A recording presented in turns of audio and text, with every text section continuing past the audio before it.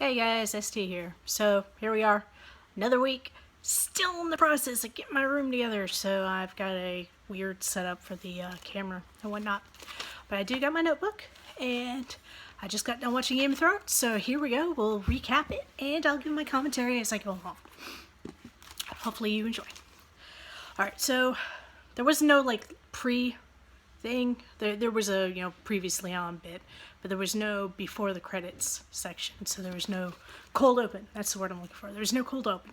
We just go straight to the opening credits, and then into the series where we see a rough sea and there's a storm, and it's apparently they're at Dragonstone and it's raining terribly, and Daenerys is kind of complaining about the weather a little bit because this was not how she imagined what it would be like.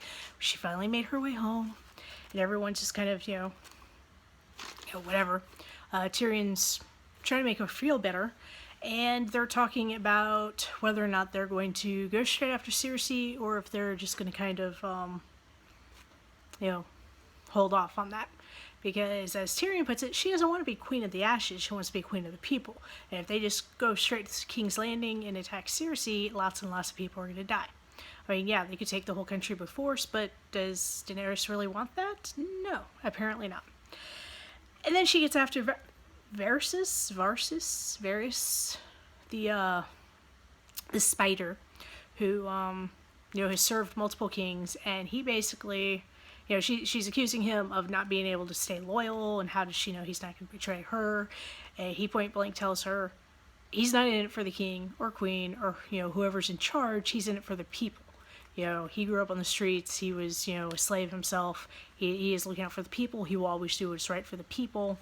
And so she says to him, you need to promise me that if I am ever failing the people, that you will look me in the eye, you will tell me that I'm failing the people. And he's like, yes, my queen, I can do that. And then she says, and if you ever betray me, I'll burn you alive. Which, is a very, very Queen of the Dragons type of thing to do. So they're figuring all that out, and then Melisandre shows up, the good old red priestess that we had that lovely little image of when she stripped nude and turned out to be a hideous old lady. She's there. She showed up, and she's trying to pledge her allegiance, and they're kind of like, well, you did serve Stannis, but lucky for you, we're forgiving people who serve their own king, so join the club. She talks about a prophecy that she's been sent to fulfill, and she's talking of High Valyrian, which, Daenerys understands because she's Daenerys, but she translates the prophecy first to the prince will bring the dawn, which she's corrected by her translator. I can't remember the poor girl's name. I swear, these names, I can't keep them straight. I'm terrible with regular names, much less weird fantasy names. But her sidekick translator lady, she says no, that's not entirely correct because that particular noun has no gender, so it could be prince or princess, which of course makes Daenerys much happier because hey, it could be referring to me. I am princess, queen, whatever, to bring in the dawn. So they talk a bit about it, and then they talk about Jon Snow, because that's what the Red Priestess is there to do, is to, convince them to join up with Jon Snow, because she thinks he's the one who's going to bring the dawn. But definitely they're all fighting the White Walkers up north. And Daenerys goes, okay, fine, yeah, we can contact him and tell him to come here and bend the knee. Which, that'll fly really well, because that's exactly what Cersei told him to do. Then we immediately... Wait, what do I got? Oh, okay. Then we immediately cut to Jon Snow when he's receiving the little, note from Daenerys, and they're talking about random stuff.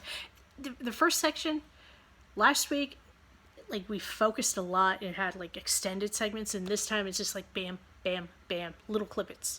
We're trying to knock out as many people at once in this episode, much less setup.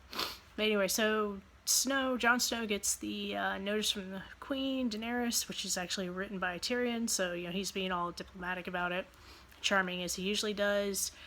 And at first they're just going to blow it off, but then it's pointed out, hey, you said fire kills the White Walkers, right? Guess what dragons breathe? That's right. And for those of you who haven't made this connection yet, which, welcome to the current day.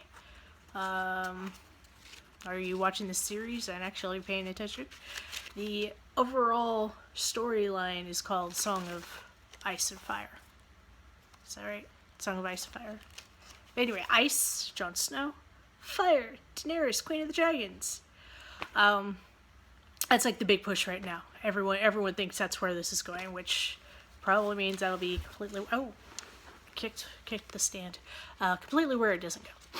So, yeah, they're like, okay, maybe we won't discount her altogether. And then we cut to Cersei sitting on the Iron Throne, and talking about how terrible all these savages that Daenerys has brought to this land, and how Daenerys is insane because, her father was the Mad King, and how basically it's going to be a bad, terrible thing now that she's here. Basically just talking smack about Daenerys. Talking about how brutal Daenerys is because Daenerys crucified all these noblemen and this and that. Twisting everything like Cersei does. Then again, Cersei may have gotten the information from other people who have already twisted it, because we all know how, understanding everybody is about everybody else. It's totally a thing. Understanding. Big for them. So, she's talking smack to all of the noblemen who are with her to get them to pledge allegiance to her instead of to, God, what is the name of the house with the roses? The one that, Marjorie was with. Her family and her grandmother. Turn from them to her, to Cersei. So then Jeremy starts trying to talk to Lord Tarly, Sam's father, to convince him to side with him too, because, all these evil foreigners are about to come and destroy our land and we need to stop them. And Tarly's like, I pledged allegiance, but I am a man of honor. And basically Jaime offers him Highgarden in exchange for pledging allegiance. And then we go from there to poor Ser Jorah being examined by Sam's mentor, I guess you can call him, and being told, yeah, he'll live for another 10 years. He's only got about 6 months in his right head before he completely goes. There is no cure. Sucks to be you. Sorry, man. And Sam's all like, well, I remember seeing Shireen, Stannis' daughter. She had been cured. She had grayscale as a baby. And he immediately gets slapped down with, oh yeah, she was a baby. This is a difference between a baby and a grown man. Do you know anything about the differences between baby and grown men? And it's just... There's a lot of talking in this series. It really is. There's so much talking. So, yeah, that's where they leave that. They just kind of go... Yeah, sucks to be you. We're gonna let you stay an extra day, but if I were you, I'd take that sword in the corner and, put yourself out of your misery. And then we cut to Cersei, who has been concerned because, Daenerys does have 3 dragons, so she's put Clyburn, creepy guy who, brings back the dead, not one of the Red Priests, the one who uses science to bring back the dead. Now we have Mountain Zombie Mountain wandering around. She put him in charge of figuring out how to take out the dragons. So he's like, okay, we'll come down in the basement, look at this giant dragon skull that your husband, ex-husband, dead husband, kept around. And look, I got this giant ass crossbow right here. Pull the trigger. And she does, and it right into the dragon skull. So she's pretty pleased. She's like, okay, we got this dragon thing covered. No worries there with the dragons. And then we cut to Daenerys, who's talking to, the Greyjoy Queen, I forget her name, and the Dorne Queen, I forget her name, the one that poisoned Cersei's daughter, poisoned the little girls, and the grandmother of Highgarden, and they're all basically saying, no, we need to go attack Cersei now. We need to destroy King's Landing. We'll just destroy it all. So Tyrion breaks in. He's like, dude, people, look, here's what's going to happen. We can't attack with Daenerys' armies because Cersei's been telling everyone that the evil foreigners are coming to destroy their land. That's why Daenerys is bad. So if we bring in the foreigners to destroy their land, it'll prove Cersei's point. So we're going to use your guys' armies, Dornish and Highgarden and everything else, to attack King's Landing. And while they're doing King's Landing, we're going to take Daenerys' army, we're going to get Castle Rock from the Lannisters. So we'll hit them where it hurts. And I think that's really the only reason that everyone else agreed to go along with the plan, because, yeah, the idea of taking out the Lannisters' homeland, that's pretty sweet. So they're all like, sure, yeah, let's do that. And, so then Daenerys has a moment with the grandmother, and she tries to promise peace, and the grandmother's like, peace, that ain't gonna work. No, just remember, you're the mother of dragons. You got dragons. You're not a lamb, you're a dragon. Or a sheep, that's the word she used. You're not a sheep, you are a dragon. So, basically act like a dragon. Don't just follow blindly. Do what you're gonna do. And then we cut to Grey Worm, who's sharpening a knife, and I meant to look this up before I started this video because I sound like an idiot, not being able to name anybody. The translator lady. And, so run into her.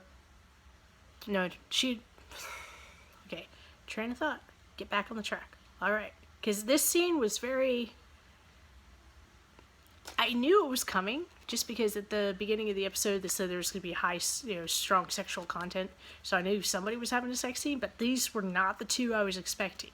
The translator lady shows up, accuses Grey Worm of getting ready to leave the next day without saying goodbye to her, and he's all like, well, it's hard for me to say goodbye because you're my weakness. And she's like, I'm your weakness? What? And he starts talking about how the Unsullied, when they were children, they were first captured, their masters figured out their greatest fear. Like, if you were afraid of dogs, or you're afraid of heights, or you're afraid of water, they'd either make you sleep with dogs, or climb a cliff, or, jump in the water, and then either you died, or you didn't. And if you didn't, then you became stronger, and if you did, then, whatever, you were weak. And he says, I had no fear, so, nothing could really be done to me, but now I have a fear. And basically implies he's afraid of losing her, and she's afraid of losing him. So he kisses her, which is, a very touching move. And then she strips, and she starts stripping him. And of course, he's all like, no, wait, don't look at my groin area, because, that's not good downstairs. She doesn't care. So they get it on. And I was kind of surprised, because I was really, really, really expecting them to do a shot of his crotch, because this is HBO, or this is Game of Thrones, and they're not usually afraid to do wacky things like that. But no, we did not get a Grey Worm crotch shot. Grey Worm crotch shot. Okay. We did not get that. But they get it on. And... no fears. I'm now on my second page. Look at that, people. We still got that much more to go. Kiss? Eunuch sex. Yeah, I have no idea. It looked basically he went down on her. I don't know what she did for him, because they cut away from that and they went to Sam wandering around with his mentor, getting advice on writing and titling things, because apparently you don't want to title things something stupid, because then no one will want to read it, which, yeah, I completely understand that. And then he starts talking about, Sam does, about how he found a possible procedure that could cure Ser Jorah. And the mentor's all like, well, yeah, but no, it's too dangerous. Can't do it. Here's the thing. My thought was first, okay, you've given Jorah 6 months to live, and you basically implied he'd be better off impaling himself on his own sword. Why would a procedure be too dangerous to attempt, if that's the state he's in anyway? My mom did point out that it'd be more dangerous for whoever's performing the procedure, because they could possibly contract grayscale. But, I'm still like, it just kind of seems a little contrived. That, nope, too dangerous. Jorah's just going to have to suffer. Sam don't care. Yeah, Sam don't care. Sam gathers up all the goods in the middle of the night. He goes to see Ser Jorah, and he starts performing the procedure, which, from what I was seeing, looked mostly like him just taking a scalpel and peeling off all those lovely bits of grayscale. It was not pleasant at all. And as he's, carving down and digging in and pulling and oozing and everything else, they cut away to somebody digging into what looks like French onion soup, because they broke through a crust on the top of a bowl and it was all gooey, and it was a really disconcerting scene change there, which I think was the point. Because now we're in a tavern where Arya is visiting Hot Pie and talking to him a little bit, and enjoying his bread. He's trying to ask her where she's heading. And she's like, oh, I'm heading to King's Landing. I heard Cersei's queen now. And he's like, oh, yeah. And he's like, did your... First he asks if the big lady ever found her. Talking about, what's her name? The tall blonde who is now watching over Sansa. The Lady Knight. Good God. I need more sleep, guys. Really, I do. So he's referring to her, and Arya's like, yeah, she found me. Didn't go with her. She found me. Doesn't tell Hot Pie that. She's just like, found me. Sure. Saw her. And then he goes, I'm kind of surprised you're not heading to Winterfell. And Arya's like, well, why would I want to go there? The Ramsays have it. And he goes, no, Jon Snow, your brother, he went and killed Bolton Ramsay and, won it back in the Battle of the Bastards. And, he's there now. So Arya's like, okay, revenge trip over. I'm gonna go see my family. So ain't nobody gonna be there when she gets there, because that is the story of Arya's life. Sure enough, let's see. Yep, finds out Jon's king. And then we go to where Jon gets a raven from the Citadel, telling him about the dragonglass, and he's, showing everybody in the Great Hall. He's like, hey, Dragonstone has dragonglass, and I just happen to have received an invite to go to Dragonstone. So, me and, what's-his-face over there, the Onion Knight, we're gonna go see Daenerys. Peace out. And everyone's like, no, you can't possibly leave us. I mean, if you leave us, what are we gonna do? You're the king. You can't abandon your people. We need you here in the north. And he's like, well, I need to go get dragonglass, because we need weapons, and I need to get us some backup, because the White Army is big ass, and we don't have enough people, despite how hard we may fight or anything like that. And they got dragons. We can use dragons. Let's get dragons. And of course Sansa, because she can't just let anything go, starts arguing with Jon in front of everybody. And she's like, you're abandoning your people. They need their king here. He goes, I'm not leaving them by themselves. I'm, leaving someone, very important in the charge. She's like, who? And he's like, you. So Sansa's now in charge, and Littlefinger's in the corner, like, all creeper as he does. And basically nobody trusts Daenerys in that room. They all think she's the Mad King's daughter. This is going to haunt her until she can prove to people that she's not insane. Everyone's just going to automatically assume she's insane.